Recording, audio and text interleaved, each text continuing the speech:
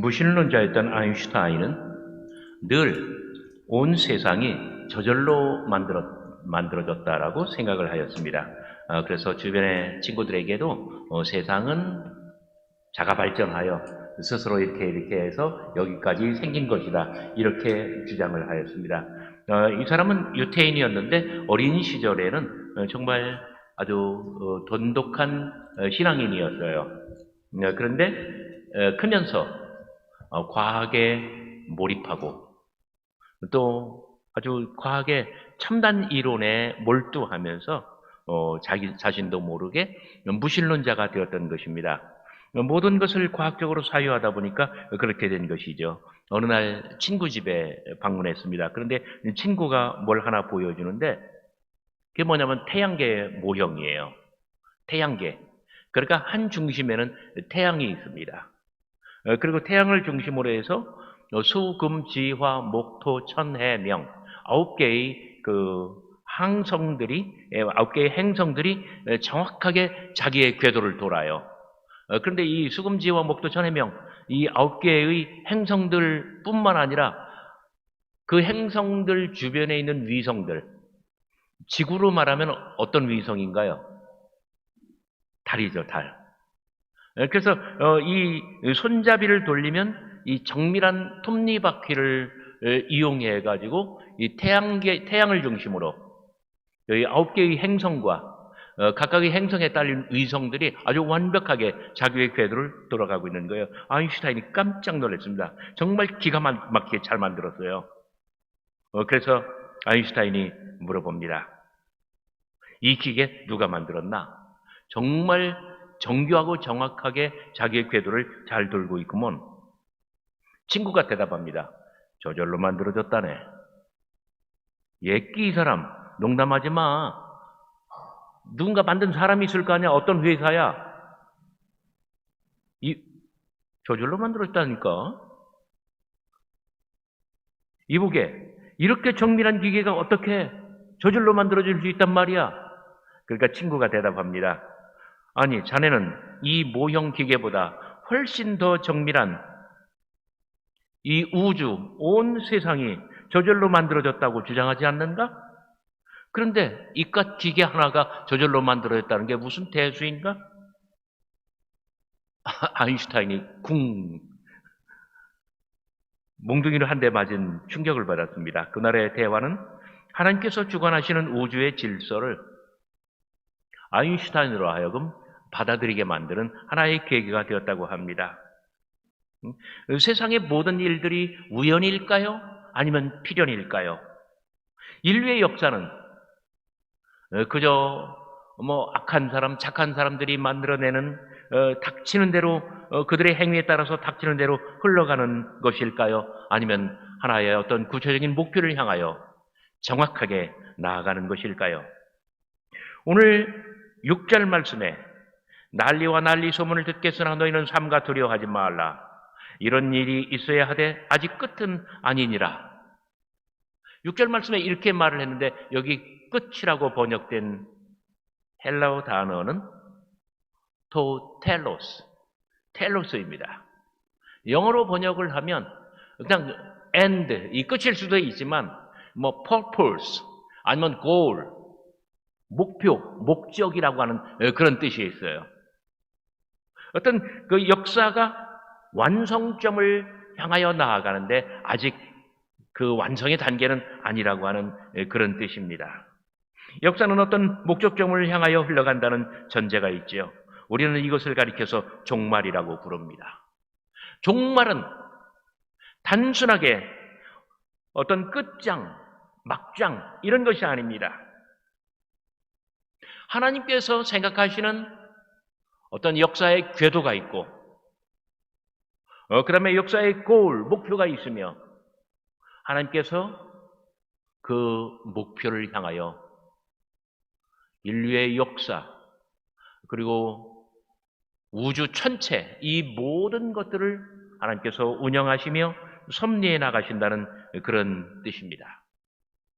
오늘 우리가 함께 읽은 마태복음 24장은 마가복음 13장과 더불어 종말장이라고 합니다. 이와 유사한 이야기는 다니엘서 전체나 아니면 요한계시록, 이러한 종말론에 관련된 그러한 책들에게 자세히 나타납니다. 기독교 신학에는 신론, 창조론, 기독론, 아주 많은 주제들이 있어요. 그중 하나가 바로 종말론입니다. 그런데 한국교회는 언제부터인가 이 종말론에 정말 열광했고 그리고 집착했어요. 여러분들 왜 그런지 아십니까? 우리 민족은 36년 동안이나 일본 제국주의의 식민 지배를 받았습니다. 그때가 한국 기독교 선교 초기였는데 기독교가 막 들어오기 시작할 때예요. 물론 그보다 좀 더 일찍 들어왔지만 그런데 일제 치하에서 온 백성들이, 온 민족이 너무나 고통스럽게 당하고 있다라고 하는 사실은 너무나 끔찍한 일이었죠. 목사님들은 종말론을 설교하였고 종말론을 강해하였고 정말 일본 제국주의가 온 세상을 점령한 악의 세력처럼, 적그리스도의 세력처럼 그렇게 느껴졌기 때문에 하나님께서는 이 역사의 지평에서 무서운 악을 심판하고 당신의 정의를 수립할 것을 믿었기 때문에 한국교회는 종말론을 대단히 예민하게 열광적으로 받아들였고 그리고 신앙 안에서 모든 어떤 민족의 희망과 그리고 가장 이상적인 꿈을 그때 성경으로부터 찾을 수 있었던 것입니다. 그래서 기독교가 빨리 성장한 큰 배경이 되었고 원동력이 되었을 뿐만 아니라 이 종말론은 한국교회의 희망이었고 그러나 그 이면에 한국 기독교에서 가장 많은 이단들을 배출하고 가장 사람들을 잘못 이끄는 그런 예민한 주제가 또 종말론이기도 하였습니다. 이단? 이거 굉장히 우리가 조심해야 되죠. 우리 호서대학교 여기에도 이렇게 뭐라 할까요? 바로 뒤에도 그 다른 종파 하나 교회가 건축을 했고, 그리고 호서대 정문 앞에 심지어 정문 안으로까지 막 뚫고 들어와요. 그래서 교목실에서 늘 순찰을 해요. 그리고 건전치 못한 그런 사람들이 있으면 밖에 나가서 활동하시라고 내보내기도 하고 그렇습니다. 어떻게 종말론에서 가장 많이 이단이 나옵니까? 종말론은 한국교회가 가장 예민하게 집착했었던 그런 주제이기도 한데 바로 여기에서 이단 사이비가 제일 많이 나온다는 점이에요. 여러분 다니엘서 9장에는 71의 이야기가 나오죠. 요한계시록에는 7 대접, 7 봉인, 7 나팔, 666, 천년왕국, 아주 복잡한 체계가 굉장히 많이 등장합니다. 그래서 저도 청년 때에, 대학생 때 뭐 전천년설이 어떻고 후천년설이 어떻고 무천년설이 어떻고 굉장히 많이 들었어요. 교단에 따라서 이렇게 좀씩 달라져요. 그런데 이 모든 것들이 세대주의라고 하는 어떤 신학적 사조에서 나온 것들입니다. 다니엘서나 계시록의 그 많은 숫자들, 상징들, 주제들을 하나의 프로그램으로 이해를 하면서 대환란, 그리스도의 재림, 천년왕국 요 순서를 정하다 보면 자기도 모르게 맹목적인 어떤 뭐랄까요? 자기의 생각과 이 사유를 속박하는 어떤 그런 틀에 갇히고 말아요. 그러면서 순서뿐만 아니라 구체적으로 몇 년, 몇 월, 며칠, 어느 날 어디로 주님 재림하신다. 자꾸 사람들이 여기에 빠져들고 이 연월, 일시, 구체적인 시간을 못 박아버립니다. 이런 모든 것들은 세대주의라고 하는 이 신학적 사유에서 나온 것인데 이런 것을 가리켜서 우리가 시한부 종말론이라고 부릅니다. 시한부 종말론. 한국교회가 정통교리로 받아들였던 세대주의 사상이 바로 이 시한부 종말론에 맞닿아 있습니다. 다니엘서 2장에 나와 있는 아주 큰 신상의 비전, 그리고 다니엘 7장에 있는 아주 4개의 큰 짐승, 4마리의 짐승. 그러니까 여러분들 막 들어보신 적 있을 거예요. 바벨론 시대, 그 다음에 헬라 시대, 그 다음에 로마 제국 시대, 그래가지고 세계체 1차 대전, 2차 대전 이후에 미국이 주도하는 또 그런 시대, 그리고 그 다음에 종말이 온다. 이런 게 바로 뭐냐면 세대주의예요. 다니엘서 2장과 그 7장에 있는 큰 신상의 비전, 그리고 네 짐승의 환상, 이런 데서부터 온 거예요. 그리고 여기다가 구약 성경의 예언서들을 정말 아주 뭐라 그럴까요? 들먹이면서 기가 막히도록 교묘하게 짜집기를 하고 계산을 하면 몇 년, 몇 월, 며칠, 어느 날, 어느 시에 우리 주님 어디로 오신다. 요거를 사람들이 계산해가지고 신기하게 아주 밝히는 거예요. 저도 젊었을 때에, 대학생 때, 또 666, 짐승의 표, 이런 강의 많이 들었어요. 근데 우리가 물건을 사면 그 바코드가 있죠. 요 바코드가 666이라고 하는 거예요. 사람 이마에 666, 이거 코드를 심어가지고 다 이게 통용이 된다는 거예요. 세계의 화폐 제도가 그걸로 다 바뀌고요. 정말 무시무시한 이야기예요. 여기서 사람들이 유혹을 받고 그리고 이단에 빠집니다. 다가올 미래를 준비하라. 무슨 선교예요? 다미 선교회. 몇 년, 몇 월, 며칠? 1996년, 죄송합니다. 1996년 10월 28일. 그날 휴거가 일어난다고 다미 선교에서 얼마나 많이 떠들었는지 몰라요. 여러분, 성경에서 보면은요, 욥, 시편, 잠언, 전도, 아가서 이런 것들을 지혜문학이라고 합니다. 다니엘서나 요한계시록 이런 것들을 묵시문학, 종말론이라고 말을 합니다. 지혜문학에서 지혜는 누구에게 있을까요? 어린 아기 아니면은 경험이 많은 노인, 경험이 많은 분들. 왜? 세상살이를 많이 해봐서 사람의 이치도, 그 다음에 우주 만물의 법칙도 굉장히 많이 알아요. 물은 어디에서 어디로 흘러요? 위에서 아래로 흘러요. 사랑도 마찬가지예요. 세상 되어지는 일, 인생살이로부터 그 모든 원리와 원칙, 지혜를 깨달은 것이죠. 근데 아기들은 어떻습니까? 아직 세상을 안 살아봐서 잘 모르죠.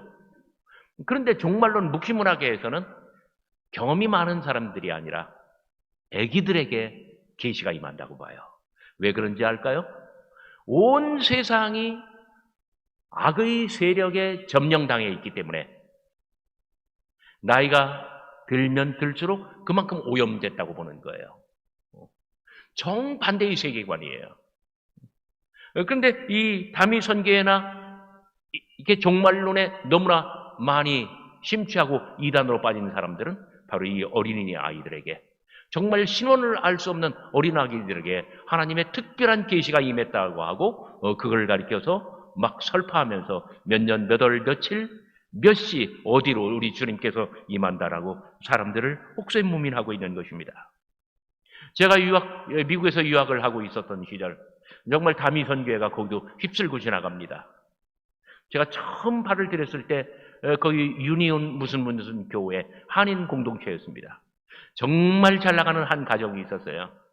그 집의 가장은 전 세계를 누비면서 바이어들을 만나고 기업을 경영하는데, 이분이 떴다 하면 그러니까 영화에 나오는 아주 긴 그 리무진 차가 딱 대기하고 어마어마한 기하학적인 거래를 계약하고.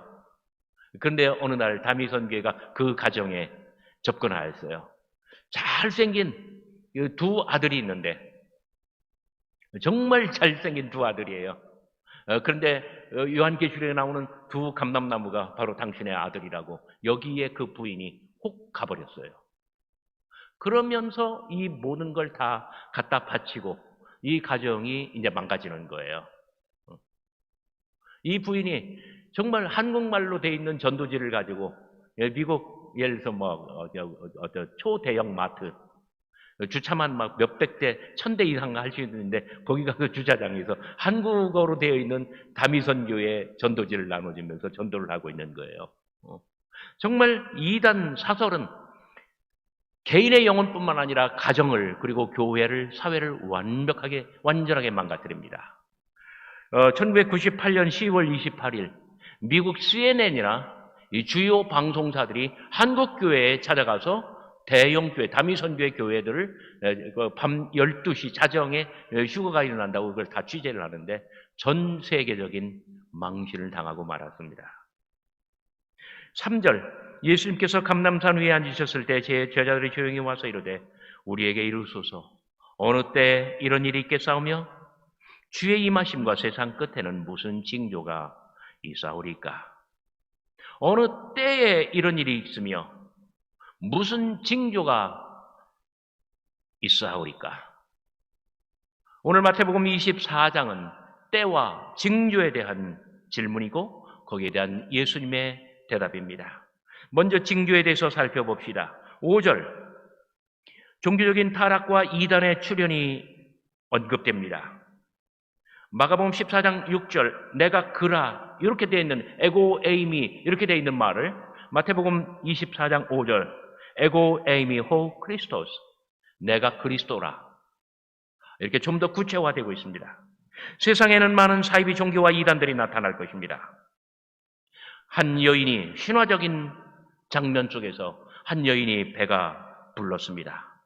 만삭인데 해산 고통이 정점에 달해 있습니다.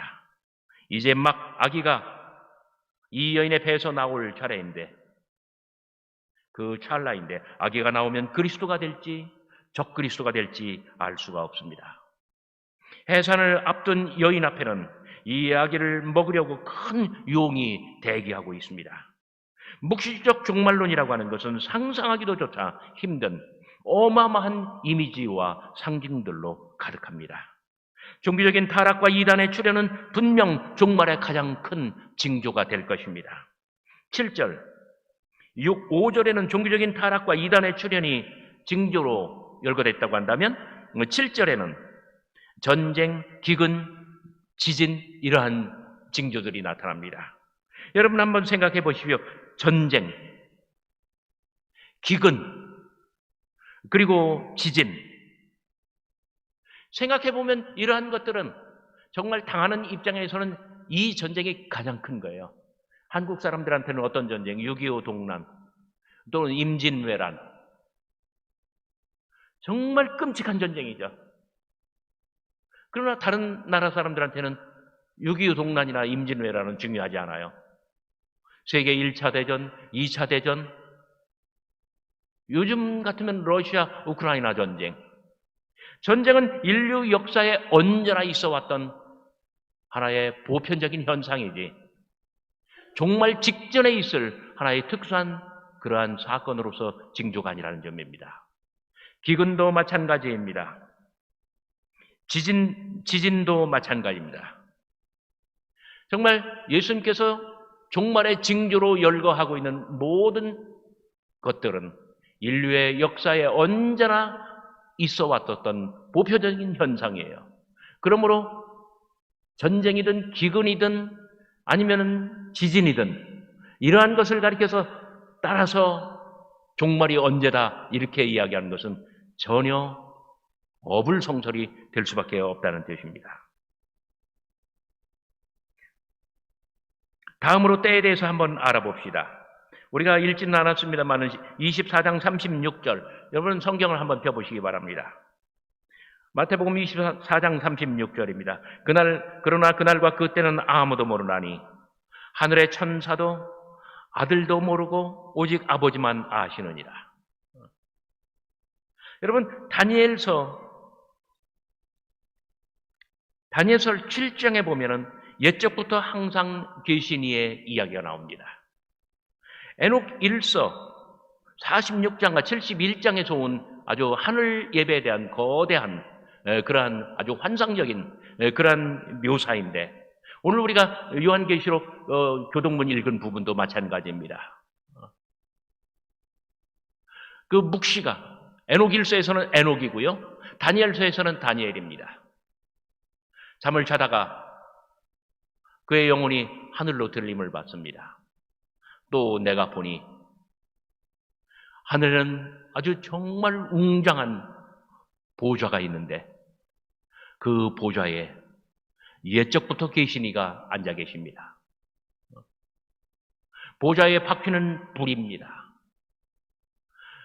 이 바퀴에서 맹렬하게 불이 타오르고 있는데 바퀴 밑으로는 수십, 수백, 수천, 수만의 갈래로 불의 강이 흐릅니다.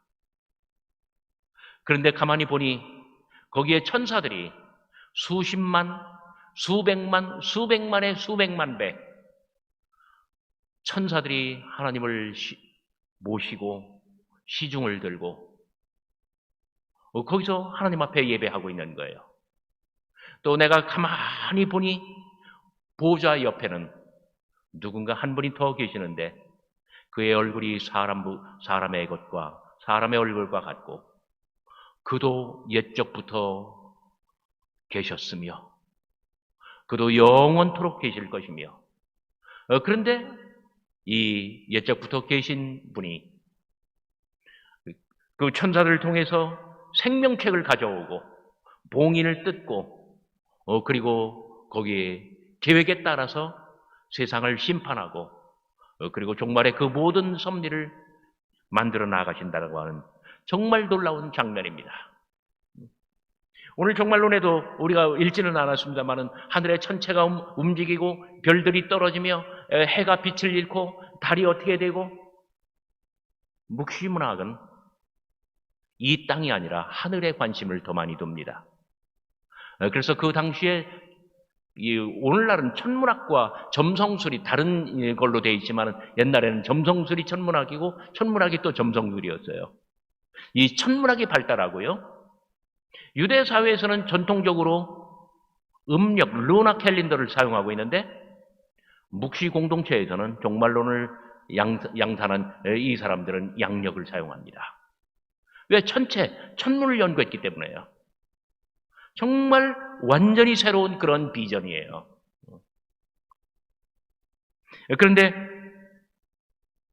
거기 보면은 에녹이 창세 때 세상에 악이 관영하기 전에 하늘로 들림을 받아서 하늘 이별 저별을 여행합니다. 많은 항성들을 여행으로 다닙니다.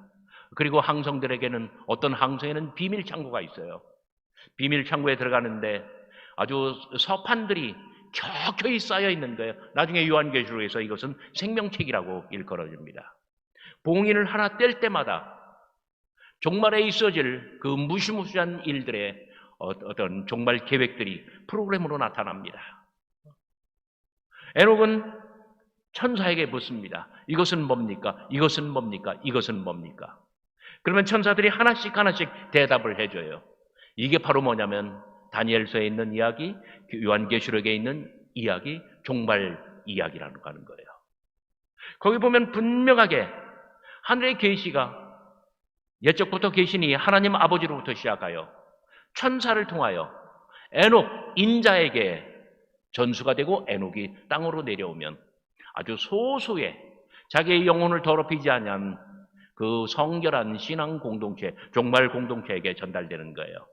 그래서 계시의 어떤 경로는 뭐라고요? 하나님 아버지, 그리고 천사, 인자, 그리고 마지막으로 신앙 공동체. 근데 오늘 말씀에 이렇게 말합니다. 그날과 그때는 아무도 모르나니 하늘의 천사들도 모르고 아들도 모르고 오직 아버지만 아시느니라.